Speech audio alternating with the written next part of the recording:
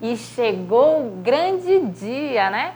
Além de ser um dia de avaliação, tecnicamente é um dia de encerramento da nossa disciplina. Eu estou muito grata por ter feito parte dessa caminhada de vocês. Só que não temos tempo para nos despedirmos, né? Afinal, a gente tem muita aula para fazer a revisão. Então vamos lá para a gente ver quais os conteúdos que foram selecionados para a revisão dessa avaliação da unidade 3. Vem comigo! Então nós estamos na aula de número 53, uma aula de despedida, né, gente? E como revisão geral da unidade 3, nós separamos alguns conteúdos. Não dá para revisar todos, né? Então nós temos aqui lipídios, carboidratos, proteínas, a química e o meio ambiente, parte 1 e parte 3, e as leis da radioatividade, parte 2. Então, nós temos um total de 6 aulas para a gente revisar. Então, vamos lá, começando por lipídios, que foi a nossa aula de número 39. Dentro desse conteúdo, nós vamos abordar sobre cerídeos, glicerídeos e esteroides, tá? Lembrando que nós estamos falando de lipídios e essas substâncias, elas são ditas como gorduras, lembrem-se, né? Então, vamos por definição. Lipídios são compostos orgânicos que pertencem à função éster, que ao sofrer hidrólise, o que é hidrólise? Quebra, né? Ao sofrer uma quebra, eles formam ácidos graxos superiores, apresentando baixa solubilidade em água, ou seja, eles são hidrofóbicos, porque possuem estruturas apolares que são solúveis somente em solventes orgânicos, solventes como álcool, éter e cetona. Então, nós estamos falando de gorduras e não é preciso ter muita explicação para a gente entender que essas substâncias não são solúveis em água. Em casa mesmo, quando a gente está mexendo com alguma substância gordurosa, normalmente, se você for apenas passar água, você não consegue limpar a mão ou a vasilha que esteja em contato com essa substância. E isso deve-se ao fato de serem substâncias hidrofóbicas. Dentro do lipídio, nós temos duas classificações, que são os óleos, que vão ser lipídios líquidos na temperatura ambiente. Quando hidrolisados em meio alcalino, formam os sabões, que são sais orgânicos. O que é a hidrólise? Quando eles sofrem quebra em meio alcalino, ou seja, eu tenho que ter uma base forte, e aí eu vou ter a origem, né, a formação dos sabões. Eles são fáceis de armazenar energia por apresentarem caráter hidrofóbico. Outra categoria de lipídios que nós temos são as gorduras, que são os glicerídeos de ácidos graxos saturados, de origem animal e vegetal, e insolúveis em água. Os óleos, pessoal, esqueci de falar, eles são de origem de ácidos graxos insaturados, tá? E as gorduras são de ácidos graxos saturados. Eles se encontram no estado sólidos na temperatura ambiente. Os lipídios, eles desempenham algumas funções biológicas importantes. Eles são parte constituintes das membranas celulares, também servem como isolante térmicos, fonte e reserva de energia e também transporte de substâncias lipossolúveis, ou seja, aquelas que são solúveis em gorduras. E aqui a gente tem hormônios e vitaminas que são transportadas por essas substâncias. E os carboidratos? Carboidratos foi o nosso aluno da aula, do nosso assunto da aula 40, onde nós falamos sobre os monossacarídeos, disacarídeos e polissacarídeos. Lembrando que quando a gente fala de poli, estamos falando de muitos, né? Os carboidratos são compostos de funções mistas, são poliálcool-aldeídos ou poliálcool-cetonas. São biomoléculas as mais abundantes na natureza. Quase todos obedecem à fórmula geral, que é CxH2O, entre parênteses aqui, ó, Y. Então, aqui a gente tem a glicose, a fórmula estrutural da glicose. Se a gente for observar as funções que estão presentes na glicose, nós temos a função aldeído, e aqui nós temos o poliálcool, ó. Vários álcools, então chama de poli, muitos álcools. Esse daqui, esse carboidrato, ele se enquadra no poliálcool aldeído. Enquanto a frutose, que nós temos aqui ao lado, ela vai se enquadrar no poliálcool cetona. Isso porque ela também apresenta várias funções álcool e uma função cetona. Os carboidratos, eles são classificados em monossacarídeos, disacarídeos ou ainda polissacarídeos. Os monossacarídeos são carboidratos que não polimerizados, né? Que não sofrem hidrólise, ou seja, o monossacarídeo ele não vai dar origem a outras partículas menores, ele não sofre a quebra, tá? Ele é formado por um único sacarídeo. Os disacarídeos, eles são carboidratos que, por hidrólise, eles vão dar origem a 2 ou 3 monossacarídeos. Então, eu posso dizer que um disacarídeo, ele é formado por 2 ou 3 monossacarídeos. Já o polissacarídeos, como o próprio nome fala, poli, muitos, são várias moléculas de monossacarídeos que elas podem unir-se, dando origem a um polissacarídeo. Então, ele é composto por uma sequência grande de monossacarídeos. Enquanto os monossacarídeos apresentam somente um, os disacarídeos apresentam de 2 a 3 monossacarídeos e os polissacarídeos apresentam uma grande quantidade. Também exercem funções importantes no nosso organismo.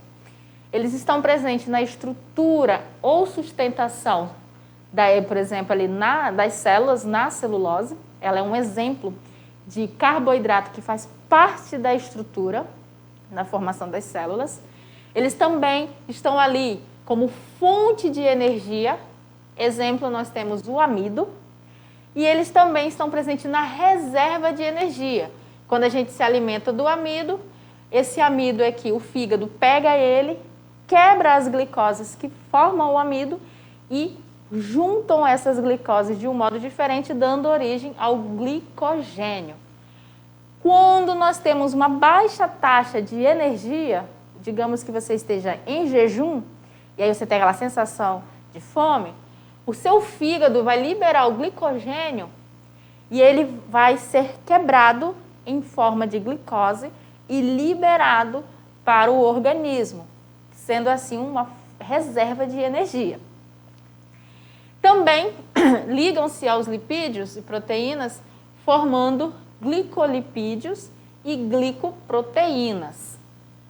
E falar em proteínas, que foi o nosso conteúdo da aula 41, nós temos aqui os assuntos abordados dentro desse conteúdo, como os alfa-aminoácidos e também como são formadas as proteínas.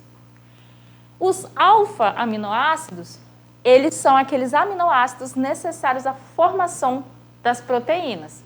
Lá nós vamos ter o grupo funcional amina, que se encontra no carbono vizinho à carboxila. Tal carbono ele é designado pelos químicos como carbono alfa. Os alfa-aminoácidos são monômeros que dão origem às proteínas, que são polímeros naturais. Então, aqui a gente tem um exemplo, onde esse alfa-aminoácido apresenta o carbono alfa. Ó, o carbono alfa é esse, vizinho ao carbono da carboxila. Nós temos ainda, na formação de um aminoácido, a presença do grupo ácido carboxílico, do grupo amina e do radical aqui do grupo orgânico. Esse R, ele vai variar de aminoácido para aminoácido, enquanto o grupo amina e o grupo ácido carboxílico, eles se repetem em todos os aminoácidos. A formação das proteínas dá-se através das ligações peptídicas, que é uma ligação que se estabelece quando ocorre a reação entre dois aminoácidos. Então, o que vai acontecer? A gente viu que o aminoácido, todos eles apresentam um grupo carboxílico e um grupo amina. Então, durante a ligação peptídica, o grupo amina de um aminoácido se liga com o grupo carboxila do outro aminoácido. Por exemplo, aqui, ó, nós temos o aminoácido e o outro aminoácido. Lembrando que esse R aqui, ele é variável, por isso que ele está só representado pela letra R. O que vai acontecer? Aqui nós temos o grupo carboxila e aqui nós temos o grupo amina. Então, nós vamos ter a reação a partir da interação desses dois grupos, aonde a hidroxila aqui do nosso ácido vai interagir com um dos hidrogênios da nossa amina. Quando isso acontecer, eu vou ter a formação de um novo produto. Por quê? Esses dois aqui, eles vão sair do meu composto, fazendo com que o nitrogênio se ligue diretamente ao carbono. Aqui, ó, a ligação que ocorreu entre o nitrogênio e o carbono formou o quê? Uma amida, um grupo funcional amida. Professora, mas cadê a ligação peptídica? É justamente essa ligação que ocorre do nitrogênio aqui, do meu grupo amina, com o carbono do grupo carboxila, que recebe o nome de ligação peptídica. A partir da sequência de várias ligações de aminoácidos, nós temos a formação das proteínas, que são as moléculas resultantes da união de aminoácidos e são genericamente denominadas peptídicos. Aí nós temos um peptídico, que resulta da união de dois aminoácidos, um tripeptídico, que é a união de 3 aminoácidos, e um polipeptídico. Poli quer dizer muitos, né? Então, é a união de vários aminoácidos. Aqui, nós vamos ter a origem das proteínas. A hidrólise das mais diversas proteínas nos fornece um conjunto de apenas 20 aminoácidos diferentes, mas as combinações possíveis entre eles para formar proteínas são praticamente infinitas, tá? Os aminoácidos que não são sintetizados pelo organismo humano, pelo nosso organismo, eles são ditos como aminoácidos essenciais. Nós precisamos adquirir eles para poder manter o nosso metabolismo saudável. Os aminoácidos que nós metabolizamos, que nós sintetizamos, eles são ditos como não essenciais. É porque não são importantes? Não. É porque o nosso organismo consegue sintetizar e a gente não precisa buscar fontes desses aminoácidos nos alimentos. Lembrando que quando a gente se alimenta de fontes ricas em proteínas, essas proteínas que são moléculas grandes, elas são absorvidas e quebradas em aminoácidos. E esses aminoácidos, sim, é que são absorvidos e utilizados no nosso metabolismo. Aí a gente entra na parte da química e o meio ambiente, aula 43, onde nós falamos sobre o petróleo e o carvão mineral. Sobre o petróleo, nós falamos que ele é encontrado em jazidas que se formaram ao longo de milhões de anos através de complexas transformações químicas que ocorrem com os restos de organismo acumulados no fundo de antigos mares. Os principais grupos de hidrocarbonetos relacionados ao petróleo são hidrocarboneto, professora? Sim, o petróleo ele é uma das principais fontes de obtenção de hidrocarbonetos. E aí a gente consegue obter os alcanos de cadeia normal, os alcanos de cadeia ramificada, alcenos de cadeia normal. A gente também consegue os ciclanos, que são os alcanos de cadeia fechada. Os compostos aromáticos também são obtidos a partir do refino do petróleo. A gente também falou sobre o processamento do óleo cru, ou seja, do petróleo cru. O processamento do petróleo cru, ela se dá em algumas etapas. A primeira é a destilação, que é um processo que ocorre, né, para separar, por diferença de ponto de ebulição, algumas substâncias que estão no petróleo. Depois da destilação, vem o processo de desasfaltação, onde o propano é um solvente utilizado para tirar os compostos que dão origem ao asfalto. Depois disso, nós temos a desaromatização, onde nós extraímos do petróleo os compostos aromáticos. Em seguida, nós temos a desparafinação, onde nós vamos extrair os alcanos, que são os compostos parafina, né, gente? A partir do uso também de solventes. Seguindo para desoleificação, que é um processo semelhante ao anterior, onde nós vamos tirar daqui os compostos oleosos, que são formados, que dão origem aos óleos, por exemplo, lubrificantes. Outra etapa muito importante é o craqueamento do petróleo, onde as moléculas do petróleo cru, que são moléculas muito grandes e muito densas, elas são quebradas a partir pela temperatura, pela diferença de ponto de ebulição, e dão origem ao propano, a gasolina, querosene, diesel, óleo combustível, os lubrificantes, parafina e asfaltos. Outra fonte de energia não renovável que nós estudamos foi o carvão mineral, que também é chamado de carvão de pedra. É um sólido escuro, encontrado em várias regiões do mundo. Ele foi formado como resultado de complexas transformações químicas também sofridas nos organismos vegetais, que no caso aqui eles foram soterrados há milhares de anos. E o carvão mineral, ele é classificado de acordo com o teor de carbono que nós temos. Então, nós vamos ter a madeira, que tem 40% de carbono, turfa, 60%, a hulha, que é 80%, e antracito, que tem 90%. E de acordo com o teor de carbono, né, carbono mineral, ele vai recebendo esses nomes diferentes. Outra parte que nós vimos foi a química e o meio ambiente, onde nós falamos sobre o efeito estufa e o aquecimento global. Nessa aula, nós conhecemos um pouco sobre a camada de ozônio, que é uma camada que envolve o planeta Terra, que ela é composta por gás ozônio. Ela protege o planeta Terra das radiações ultravioletas que seriam prejudiciais aos seres vivos. E o gás ozônio, que forma essa camada, ele é um gás que compõe a atmosfera. Ele é uma forma molecular do oxigênio e é altamente reativo.